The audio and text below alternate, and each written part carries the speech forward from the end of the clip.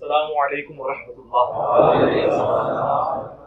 لا حول ولا قوة الا باللہ. حسبنا اللہ ونعم الوکیل. یا حی یا قیوم برحمتک استغیث. لا الہ الا انت سبحانک انی کنت من الظالمین. اللہم صلی علی محمد وعلی آل محمد واصحاب محمد اجمعین الی یوم الدین. آمین. مفتی صاحب آئے ہوں اور اس کے بعد اتنے سوالات کیسے آ سکتے ہوں؟ انہوں نے پھر آپ کال رکھو. ٹھیک ہے. 5 منٹ کی جو ان کی ویڈیو تھی نا جی، جاتے جاتے انہوں نے جو ڈرتے ڈرتے ایسے ایسے دیکھتے ہوئے بنائی اور جس طرح آئے تھے ویسے ہی چلے گئے، اس کو میں 10 علمی پوائنٹس کی شکل میں ڈسکس کروں گا. اس کے جو ان کے جو فرامین ہیں نا ان کی شرح بیان کروں گا. علمی پوائنٹ نمبر 1، انہوں نے کہا میں 22 گھنٹے کا سفر کر کے آیا، کتابوں کا بورا اٹھا کے لایا. اور میں نے 48 گھنٹے پہلے یہ ریکارڈ کروایا تھا کہ میں اسپیشل کراچی سے جہلم آیا ہوں، اور آپ کو پتہ ہے جہلم کراچی سے 20-22 گھنٹے کا سفر ہے، وہ کافی دور ہے جہلم. اور میرا مقصد صرف اور صرف انجینئر صاحب سے ایک محبت کے ساتھ ایک اچھے ماحول میں بات چیت کرنا تھا. کتابوں کا پورا بورا لے کر آیا تھا میں، لیکن بہت افسوس سے کہنا پڑتا ہے کہ اتنی زیادہ غیر ذمہ داری کا ثبوت دیا جس کی ہمیں توقع نہیں تھی. لوگ کہہ رہے ہیں فتح تھی، ان کے چہرہ پھر لٹکا ہوا کیوں تھا؟ انہوں نے اپنی انسلٹ کیوں فیل کی کہ میں اتنی بڑی شخصیت آیا اور انجینئر صاحب نے مجھے ملے؟ سر اسی وہ کاٹتے نہیں ہیں. لیکن مجھے افسوس ہے، واللہ میری کبھی خواہش نہیں تھی، اتنا سافٹ شکار میرے ہاتھ سے نکل گیا. لیکن وہ حرکت ہی ایسی کی کہ جس میں پھر انوالومنٹ دوسرے مسئلوں کی ہوگی، لیگل ایشوز انوالو ہو گئے، وہ میں پہلے بتا چکا ہوں. یہ ان کا سفید جھوٹ ہے کہ 22 گھنٹے کا سفر کر کے آئے، یہ بائی ایئر آئے ہیں، وہ 2 گھنٹے کا سفر ہے. سمجھ آئی؟ یہ جھوٹ بولا. 22 گھنٹے کا تو میرے جیسے غریبوں کا سفر ہوتا ہے نا. اور کہا جی گاڑی میں وہ گاڑی اسلام آباد سے جہلم تک آئی تھی، تو 1.5 گھنٹہ 2 گھنٹہ یہ لگا لیں، 4 گھنٹے کا ٹوٹل سفر ہے. پکڑے کیسے گئے یہ جب ایئرپورٹ اترے، وہاں ہمارے اسٹوڈنٹس تو ہر جگہ بکھرے ہوئے ہیں، انہوں نے ان کو دیکھ لیا، پاس گئے. یہ سر ہمارا ہی حوصلہ ہے. میں نے سب کو کہا ہوا ہے کہ ہر بندے کی رسپیکٹ کرنی ہے. وہ مفتی صاحب کو ملے اور کہا کہ مفتی صاحب آپ اسلام آباد آئے ہیں تو پھر انجینئر صاحب سے ملیں گے. کہتے ہیں ان کو ساتھ ہی رنگ فاق ہو گیا کہ انہوں کس طرح پتہ لگ گیا. صاحب کشف تو نہیں کدھر انجینئر صاحب، بندہ بھیجتا ہے انہوں نے، وہ ہر جگہ بندے پہ نے بھائی. پھر انہوں نے کہا مفتی صاحب آپ کے ساتھ سیلفی لینی ہے. انہوں نے سیلفی بھی لے لی اور وہ سیلفی انہوں نے ہمیں بھیجی ہوئی ہے. لا دیں یہ ویڈیو، لا دیں لا دیں لا دیں لا دیں لا دیں لا دیں. سر ہوا کچھ یوں تھا اس دن کہ سوموار والا دن تھا، 4 تاریخ تھی، اور 2:35 پہ نا میرے بھائی کی فلائٹ تھی. ریاض سے اسلام آباد آ رہے تھے، تو ہم وہاں پہ باہر انتظار کر رہے تھے، کیونکہ نا آج کل وہ کرونا کی وجہ سے نا وہ ایئرپورٹ کے اندر نہیں جانے دیتے، ریسیونگ کے لیے آپ کو باہر کھڑا ہونا پڑتا ہے. تو اچانک میری پیچھے نظر پڑی تو کافی لوگ سیلفیاں لے رہے تھے. میں نے کہا یار پتہ نہیں کون آیا ہوا ہے. میں نے دوست کو بولا، میں نے کہا یار پتہ نہیں کون آیا ہوا ہے، لوگ سیلفیاں لے رہے ہیں. خیر چھوڑو، ہم بھائی کو دیکھتے ہیں. پھر وہ جو میرا دوست تھا وہ اس کی نظر پڑی، وہ کہتا مفتی صاحب آئے ہیں. تو جب دیکھا تو واقعی مفتی صاحب تھے. پھر ہم گئے، جب ان کے پاس سیلفی لینے گئے نا تو وہ پریشان تھے، مطلب اس وقت بھی پریشان تھے. ان کا پریشانی اس وجہ تھی، وجہ یہ تھی کہ جو بندہ ان کو لینے آ رہا تھا نا وہ نہیں تھا پہنچا، کیونکہ وہ اس کا انتظار کر رہے تھے. اس کو بار بار فون ملا رہے تھے کہ بھئی یار تو کدھر ہے. تو پھر ہم نے سیلفی لی. اس کے بعد ہم نے کہا جی آپ انجینئر علی مرزا صاحب سے بھی ملنے آئے ہیں، تو کب آ رہے ہیں اکیڈمی؟ تو پھر ان کو تھوڑا سا ان کا اور چہرہ ڈاؤن ہو گیا، تو ان کو پتہ چل گیا کہ یہ کہ اسٹوڈنٹ تو نہیں ان کے. پھر ہم سے انہوں نے سوال کیا کہ آپ اکیڈمی جاتے ہیں؟ تو ہم نے کہا جی ہم جاتے ہیں اکیڈمی. تو پھر جب انہوں نے یہ سنا نا تو ان کا چہرے کے تاثرات اور زیادہ چینج ہو گئے، مطلب کہ ان کا چہرہ ہی الگ ہو گیا. تو پھر ہم میرے ساتھ جو دوست تھا نا وہ کہہ رہا ان سے مزید بات کرتے ہیں، مطلب نا آپ، تو پھر وہ میں نے کہا یار چھوڑو، بحث کا ٹائم نہیں ہے ادھر، پھر خام خواہ کو تماشا بنے گا تو مقصد نہیں ہے۔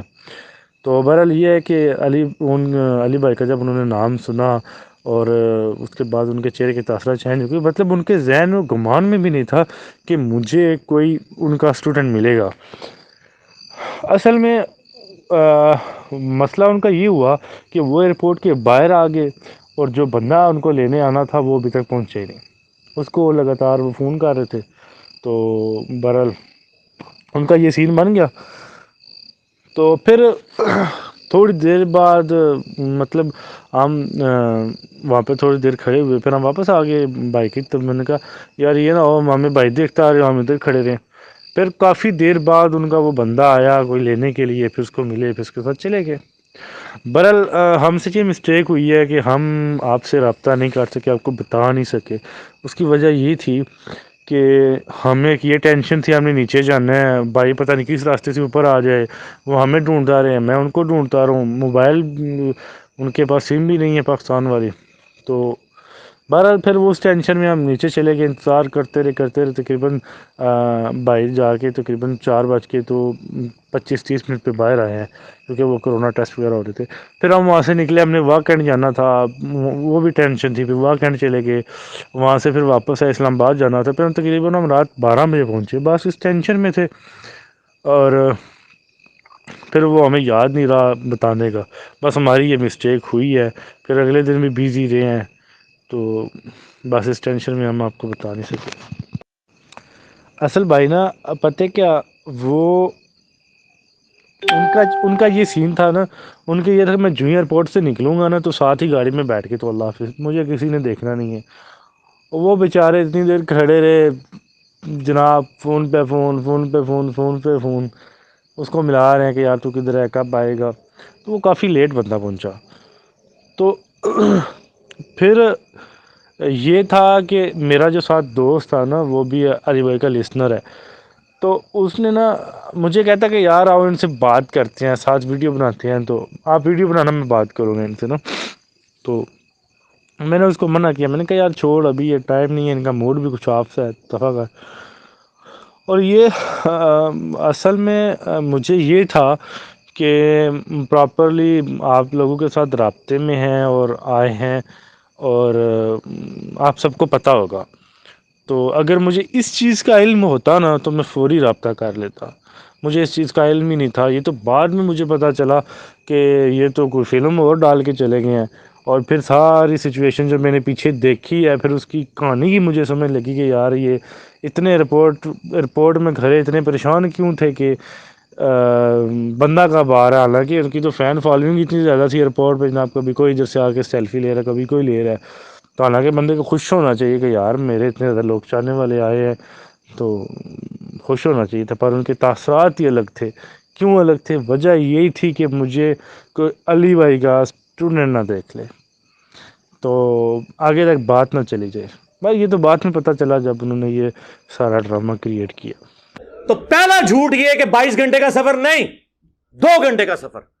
دوسرا یہ ساتھ ہی اس کے یہ جو انہوں نے کہا کہ بورا لے کے ہوں کتابوں کا، سر قرآن و حدیث سے دلائل دینے کے لیے بوروں کی ضرورت نہیں ہوتی، یہ بابوں کی کتابوں سے حوالے دینے کے لیے بوروں کی ضرورت ہوتی ہے۔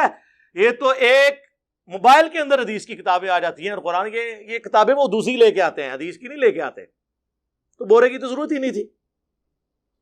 آپ اپنے عقائد المحند علی المفند جس کا تعارف شریف اینڈ پہ میں کرواتا ہوں، اور حضرت معاویہ رضی اللہ تعالیٰ عنہ کا خروج خلیفہ راشد مولا علی رضی اللہ تعالیٰ عنہ علیہ السلام کے خلاف، آپ اگر امیر شام کی حمایت کرتے ہیں تو اس کو قرآن و حدیث سے ثابت کریں نا، بابوں سے تو ثابت نہیں کرنا۔ علمی پوائنٹ نمبر 2، میں محبت بھرا پیغام لے کر آیا تھا انجینئر صاحب کے لیے۔ یہ محبت بھرا پیغام یہ ہوتا ہے کہ آپ جناب جا کے چوک میں کھڑے ہو کے اس طرح ویڈیو بنا کے 48 گھنٹے کا آپ کہتے ہیں تیرے کو 48 گھنٹے کا ٹائم ہے، جناب ڈاکٹر طاہر قادری صاحب کنٹینر تک کھلوتے ہیں سن، یہ محبت بھرے پیغام؟ بھائی 1 سال سے آپ کا ایڈمن ہمارے ایڈمن کے ساتھ رابطے میں ہے، ہمارے فون نمبرز آپ کے پاس موجود ہیں، آنے سے پہلے حمزہ علی باسی بھی تو آئے ہیں، حسن الیاس ان کے ساتھ آئے ہیں، 2-3 دفعہ ان سے ٹائم طے ہونے کے بعد وہ یہاں پہ تشریف لائیں. ایک طریقہ ہوتا ہے آنے کا, یہ طریقہ ہوتا ہے آنے کا. محبت بھرا پیغام اس طرح لایا جاتا ہے. اور پھر اس محبت بھرے پیغام میں جو زہر چھپا ہوا ہے, کہ جس بنیاد میں نے آپ کو بلایا تھا کہ میں نے آپ کے ساتھ اکیلے بات کرنی کیمرہ مین کی موجودگی میں, یا مفتی تقی عثمانی صاحب ساتھ بیٹھ جائیں, تیسرا کوئی بندہ نہیں. آپ نے اس کو وائلیٹ کیا اور کہا کہ 6 سال میرے ساتھ بندے ہوں گے, جس میں ایک مولوی کا بھی نام لے لیا جو 11 سال سے ایڑیاں رگڑ رہا ہے کہ انجینئر صاحب کے سامنے بیٹھ جاؤں. تو میں نے کہا بھی تیری تو ویورشپ سینکڑوں میں بھی نہیں ہے, بڑے کو بلاؤ. اور اس کو پتا تھا میں جب 6-7 کا نام لوں گا تو یہ بیٹھنے کے لیے, آپ کو میری شرائط نہیں پتا. دوسرا میں نے 1.5 گھنٹہ المؤنت میں بات ہوگی, 1.5 گھنٹہ باقی مسائل پہ حضرت معاویہ رضی اللہ تعالیٰ عنہ, ٹھیک ہے وہ تو ہم نے پہلے مانا ہوا ہے, اس کو آپ المؤنت کے کھاتے میں ڈالیں کیونکہ آپ عقیدے کا مسئلہ. اور 1.5 گھنٹہ باقی مسائل میں دیوبندیوں کے سارے مان لوں گا فروئی, اگر وہ اپنے عقیدے المؤنت والے اور حضرت معاویہ رضی اللہ تعالیٰ عنہ کا مولا علی علیہ السلام کے خلاف خروج کو حق ثابت کر دیں قرآن و حدیث کی روشنی میں بغیر دلیل کے آپ کے عقیدے مان لوں گا. جس میں بار بار کہتا ہوں, جب تک قادیانی ختم نبوت کو نہیں مانتے ان سے رفع الیدین پہ بات نہیں ہوگی. وہ رفع الیدین نہیں کرتے, میں کرتا ہوں. تو میں اب ان کو یہ نہیں کہوں گا کہ تم حنفیت چھوڑ دو, وہ حنفی ہیں, انہوں نے اپنی ویڈیو میں کہا ہوا ہے ہم حنفی ہیں. جی, حنفیوں سے نکلا ہوا ایک وہ ٹوٹ کے الگ ہوا جن کی ہم نے تکفیر کی.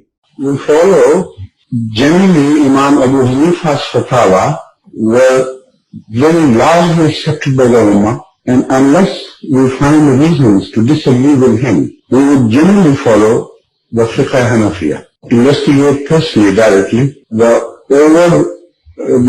overbearing principle should be that you follow Hazrat Imam Abu Hanifa. This is the entire attitude of Jamaat Ahmadiyya.